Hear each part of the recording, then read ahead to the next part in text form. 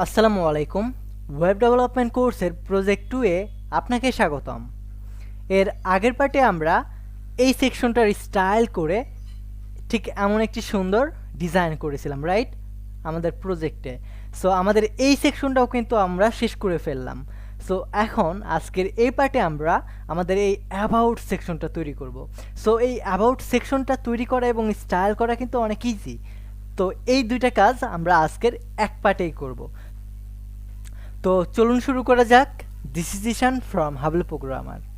So এই এরিয়াটা তৈরি করার জন্য শুরুতে আমরা বরাবরের মতো আগে একটা মার্কআপ তৈরি করব এবং এই পার্টে আমরা স্টাইল করব, যেহেতু এখানে বেশি কিছু নাই, জাস্ট এই সাইডে টেক্সট এবং এই সাইডে ইমেজ।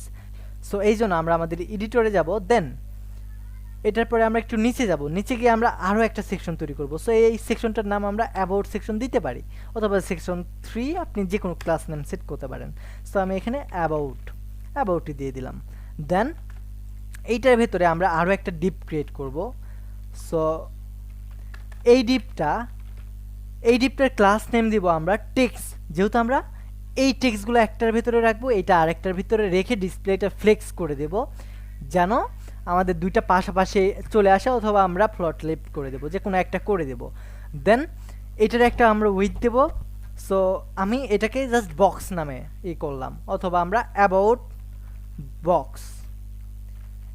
বক্স নামে নাম দিলাম। অ্যান্ড এটাতেও সিমিলার সেম নামটাই দিব, যেহেতু আমরা ফ্লট লেফট করে দুইটাকে পাশাপাশি আনতে চাই। সো এটার জন্য শুরুতে আমাদের একটা ট্যাগ নিতে হবে। সো এটা আমরা হেডিং 1 ট্যাগও নিতে পারি। সো আমি হেডিং 1 ট্যাগে নিই, এখানে গিয়ে আমি হেডিং 1 ট্যাগকে নিব অ্যান্ড অ্যাবাউট কোম্পানি দিয়ে দেবো। অ্যান্ড এটার পরে আমরা একটা H4 ট্যাগ নিব, অ্যান্ড H4 ট্যাগের ভেতরে এটা দিয়ে দেবো, অথবা আপনি যে কোনো জিনিস লিখতে পারেন, লরেম ইফসামও আপনি দিয়ে দিতে পারেন, প্রবলেম নাই। অ্যান্ড বাই নাও এই জায়গায় গিয়ে আমরা একটা অ্যাঙ্কর ট্যাগ দিয়ে এখানে গিয়ে স্পান ট্যাগ দিয়ে দেবো, যেহেতু এইটার কালার, এই যে আমরা যে স্পান ট্যাগগুলো দিয়েছি প্রত্যেকটার কালার সেম ছিল। সো এখানে এটাকে যদি আমরা স্পান ট্যাগের ভেতরে রেখে দিই, অর্থাৎ অ্যাঙ্কর ট্যাগ না, আমরা এটাকে স্পান ট্যাগের ভেতরে রাখবো। সো স্প্যান ট্যাগে রাখলে আমাদের এটা কালার অটোমেটিক চেঞ্জ হয়ে যাবে, বিকজ আমরা এর আগে স্প্যান ট্যাগকে আলাদাভাবে আমরা কালার ইউজ করেছিলাম। সো আমাদের হেডিং 1 গেল, হেডিং 3 4 ইউজ করলাম। সো আমরা হেডিং 4 এর নিচে আমি আগে এখান থেকে ভিউ ওয়ার্ড র্যাপ করে নিব, দেন পি ট্যাগ ইউজ করে লরেম ইপসাম ইউজ করব। সো আমাদের এই এরিয়ার কাজ কিন্তু শেষ। এখন জাস্ট এই এরিয়াতে আমাদের এমন একটি ইমেজ ইউজ করতে হবে।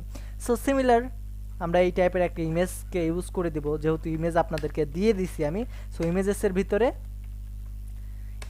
ভিতরে আমরা কোন ইমেজটা ইউজ করব? আমাদের ইমেজটা হবে,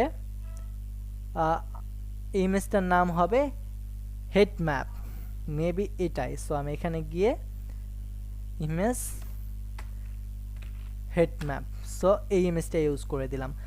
সো এখন আমাদের এই জিনিসটাকে স্টাইল করার পালা, রাইট? সো এটাকে স্টাইল করার জন্য শুরুতে আমরা আমাদের HTML ফাইলে যাব, অ্যান্ড HTML ফাইলে এই সেকশনকে কল করব। তো এই সেকশনটার নাম অ্যাবাউট। সো অ্যাবাউট সেকশনকে কল করে আমরা বলবো তোমার যে ডিসপ্লেটা আছে এটা ফ্লেক্স করে দাও, এটার উইথ অবশ্যই 85% করে দেব, যেহেতু প্রত্যেকটাতে আমরা 85% করে দিছি। দেন মার্জিন 50 পিক্সেল করে দেব, দেন জাস্টিফাই কন্টেন্ট স্পেস অ্যারাউন্ড করে দেব, অ্যালাইন আইটেম সেন্টার করব, অ্যান্ড প্যাডিং 30 পিক্সেল করে দেব। দেন এই জিনিসটা করার পরে এখন যদি আমাদের ব্রাউজারে যাই, গিয়ে একটু যদি রান করি, সো আমাদের দেখেন এই দুইটা পাশাপাশি চলে আসছে। আগে নিচে নিচে ছিল, কিন্তু এখন পাশাপাশি আসছে। সো এখন জাস্ট আমাদের এই সেকশনটাকে একটু মোটা করে উইথ দিতে হবে, অ্যান্ড এই সেকশনটাকে একটা উইথ দিতে হবে, মানে দুইটাকে সমান সমান উইথ দিতে পারলে আমাদের দুইটা সমানভাবে শো করবে, রাইট? সো এটার জন্য আমাদের অ্যাবাউটের ভেতরে আমাদের যে অ্যাবাউট বক্সটা আছে সেটাকে আমরা কল করব। যেমন দেখেন অ্যাবাউটের ভেতরে যে অ্যাবাউট বক্স আছে দুইটা আমরা সেম ডিপ নামে দিয়েছি, সেম ডিপের ক্লাস নেম দিয়েছি, যার কারণে একটাতে স্টাইল অ্যাপ্লাই করলে দ্বিতীয়টাতে হয়ে যাবে। সো এটার উইথ 80% 40% দেবো, অ্যান্ড ফন্ট ফ্যামিলি প্রো দেবো। সো এটা দেওয়ার পরে যদি রিফ্রেশ করি, সো এখন দেখেন আমাদের এই দুইটা কিন্তু পাশাপাশি চলে গেছে, কিন্তু এটার কোনো স্টাইল নাই। আই মিন এই যে ইমেজটা আছে এই জিনিসটাকে এবং এই টেক্সটটার কোনো স্টাইল নাই ঠিকঠাক ভাবে। সো এটাকেও আমরা স্টাইল করতে পারবো ইজিলি। সো এই টেক্সটটাকে স্টাইল করার আগে আমাদের এই ইমেজটা কিন্তু অনেক বড়, এই ইমেজটাকে কিন্তু আগে ছোট করতে হবে, রাইট? সো এটার জন্য আমরা আগে আমাদের ইমেজটাকে ছোট করব। সো আমাদের অ্যাবাউট বক্স এটার ভিতরে যে ইমেজটা আছে, অর্থাৎ এই যে অ্যাবাউট বক্স এটার ভিতরে যে ইমেজটা আছে, এই ইমেজটার উইথ আমরা 100% দেব, হাইট 100% দিয়ে অবজেক্ট ফিট কন্টেইন করে দেব, যেহেতু আমরা এই জায়গায় উইথ হাইট সব ঠিক করে দিয়েছি। সো এখন গিয়ে যদি আমরা রিফ্রেশ করি, সো এখন দেখেন আমাদের এই ইমেজ এবং এই ইমেজ অলমোস্ট সেম। এখন জাস্ট আমাদের একটাই কাজ করতে হবে, সেটা হলো আমাদের এই টেক্সটগুলোকে ঠিকঠাকভাবে বড় মাপে সাইজ করে দিতে হবে। সো শুরুতে আগে আমাদের হেডিং 1কে স্টাইল করে বড় করতে হবে, রাইট? আমাদের হেডিং 1 এবং এই হেডিং 1 দুইটা কিন্তু এক নয়। সো আমরা এটাকে আগে উইথ হাইটটা বড় করে নিই। সো এটার জন্য আমাদের অ্যাবাউট বক্সের ভিতরে যে হেডিং 1টা আছে এটার কালার চেঞ্জ করব, ফন্ট উইথ চেঞ্জ করব, ফন্ট সাইজ একটু বড় করে দেব, অর্থাৎ 3 র্যাম করব, আর মার্জিন 0 করে দেব। দেন এইটার পরে গিয়ে আমরা জাস্ট রিফ্রেশ করব। সো এখন এটা আমাদের অনেকটা এইটার মতো বড় হয়ে গেছে। সো এখন আমাদের এই যে হেডিং 4টা আছে এটাকে স্টাইল করার পালা। সো আমরা সিম্পলি এটাকে কল করব, আমাদের অ্যাবাউট সেকশনের ভিতর যে হেডিং 4টা আছে এটার সাইজটা আমরা বড় করতে চাই। সো এটার জন্য অ্যাবাউট বক্স তোমার ভিতরে যে হেডিং 4টা আছে এটার কালারটা চেঞ্জ করে দাও, ফন্ট উইথ 400 করে দাও, দেন ফন্ট সাইজ 2 র্যাম করে মার্জিনটা জাস্ট 0 করে দেবো, 0 পিক্সেল। সো এখন গিয়ে যদি রিফ্রেশ করি আমাদের মেইন ফাইলে, সো এখন দেখেন আমাদের এই জিনিসটাও ঠিকঠাকভাবে হয়ে গেছে, রাইট? সো আমরা যদি একটু মার্জিন টপ দিয়ে দিই তাহলে কিন্তু আমাদের জিনিসটা আরও বেশি সুন্দর দেখায়। সো এখানে মার্জিন অল রাইট সব দিকে আমরা 2 পিক্সেল করে দেবো, মানে ডানে বামে উপরে নিচে সব জায়গায় 2 পিক্সেল করে নেমে যাবে। না এইভাবে দেবো না, এইভাবে দিলে খারাপ দেখাচ্ছে, আমরা মার্জিন টপ দেব শুধু। সো এখানে গিয়ে মার্জিন টপ আমরা 10 পিক্সেল করে দেব, তাহলে আমাদের একটু সুন্দর দেখাবে।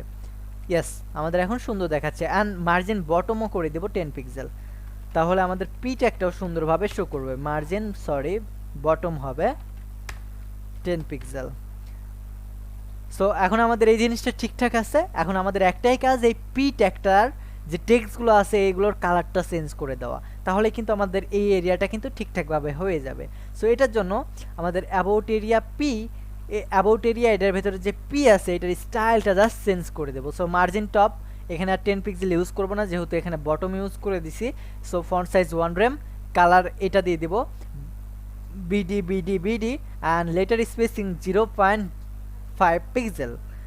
সো এখন যদি কি আমি রিফ্রেশ করি আমাদের ফাইলটা, সো এখন দেখেন এইটা এবং এইটা এই টেক্সটগুলো অলমোস্ট সেম, এবং আমাদের এই এরিয়া সবথেকে মজার যে ব্যাপারটা, আমাদের এই এরিয়াও কিন্তু এই এরিয়ার মতো হয়ে গেছে, রাইট?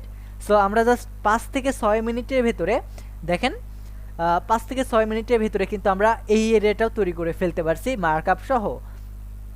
সো এই পার্টটা আমাদের এই পর্যন্তই থাকবে। মূলত এর পরের পার্টে আমরা এই ফুল সেকশনটা তৈরি করব। সো এই পার্টে এই পর্যন্তই। ভালো থাকবেন, সুস্থ থাকবেন, টেক এ রিস্ক।